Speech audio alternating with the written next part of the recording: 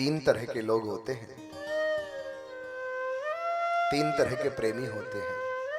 पहले वो जो प्रेम के बदले प्रेम देते हैं,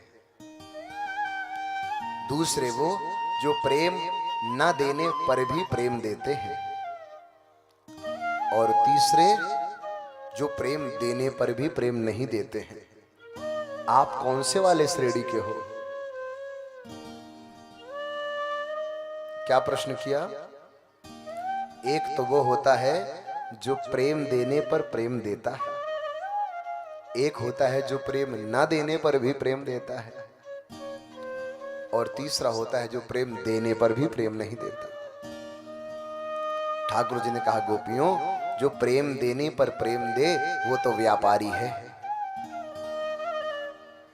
हमारी बिटिया के शादी में एक टंकी दिए थे तो हम दो क्यों दें? हम भी एक ही देंगे। हाँ? ये तो व्यापार है, ये तो सामाजिक व्यवस्था है।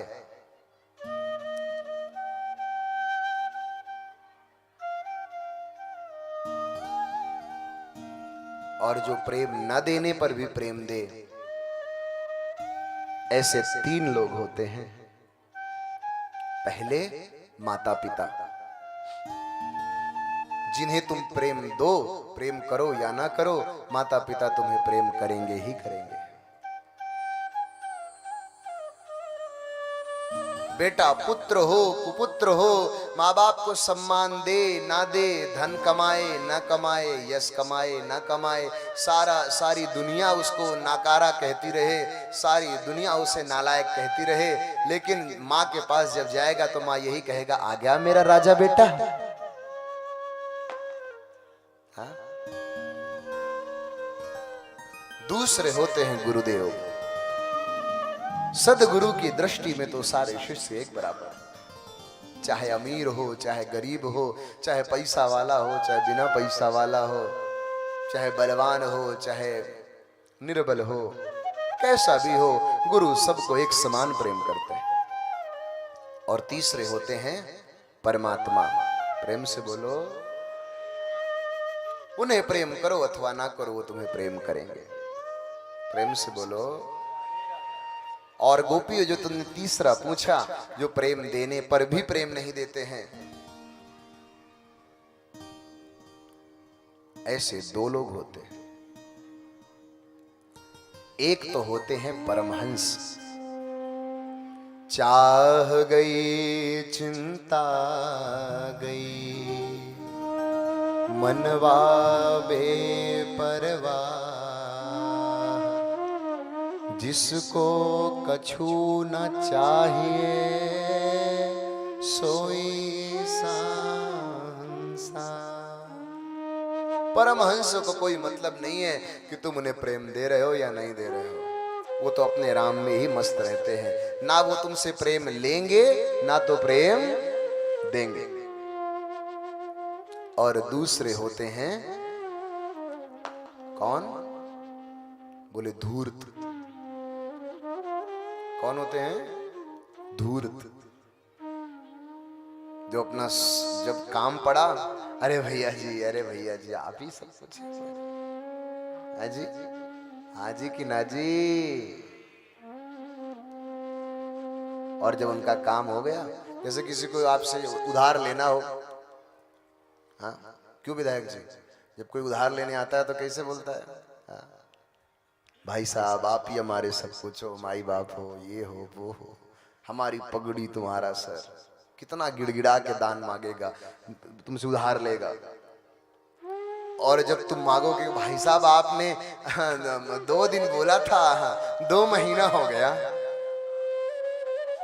थोड़ा आधा भी मिल जाता तो बड़ी कृपा होती। नहीं नहीं नहीं, अभी बिजी है, अभी फोन मत करो यार, डिस्टर्ब करते हो आप। ऐसा लगेगा कि भैया जैसे तुम मुझसे उधार मांग रहे हो। तो ऐसे लोग धूर्त हैं। गोपियों ने मन ही मन में बोला, हमको तो आप दूसरे नंबर वाले ही लग रहे हो। दूसरे नंबर क्यों? बोले हमको बंसी बजाकर हमें बुलाया, हम अपने प्रेम का पात्र लेकर के आपके द्वार तक आई, आपने हमारे उस प्रेम को स्वीकार भी किया और बाद में बीच में छोड़कर भाग गए। दूरता ही तो है, हमसे प्रेम ले लिया, अपनी जब देने की बारी आई तब भाग गए, गायब हो गए, रुलाया धुलाया हमको इतना।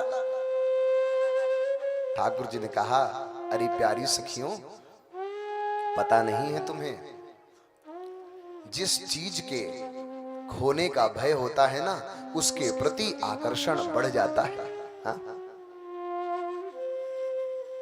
अगर कोई महाराज जी हैं, कभी कभी मिलते हैं, बड़े प्रोटोकॉल में रहते हैं, किसी से मिलते नहीं हैं, तो उनसे मिलने के लिए लाइन लगी रहेगी, अरे भैया बहुत बड़े महाराज। अगर महाराज जी सरल हो गए, जब फोन लगाओ आ जाते हैं, जब चाहे तब मिल लो, अरे मिल लेंगे कभी हो जाएगा, जाओ मेरा नाम ले लेना, मिल लेना। सहज हो गए ना। सहज चीज सरल नहीं होती, प्रेम से बोलो, या बोले सहज चीज साधारण नहीं होती।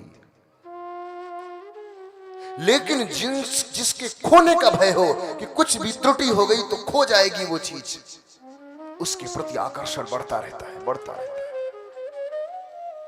गोपियों, अगर कोई कंजूस आदमी हो और कंजूस आदमी से एक बार उसका धन छिन जाए तो उस धन के प्रति वो बड़ा, उस धन के प्रति जब वो दोबारा मिलता है तो उसका प्रेम और बढ़ जाता है धन के प्रति। तो इसीलिए मैं जिस भी भक्त के हृदय में जाता हूं, हृदय में जाने के बाद बार बार उससे छूटता हूं, उससे वियोग करवाता हूं। जब उस भक्त से मेरा वियोग होता है तो उसको मेरे छूटने का भय रहता है, तो उसके हृदय में मेरे प्रति और प्रेम बढ़ता है, और प्रेम बढ़ता है, और प्रेम बढ़ता है।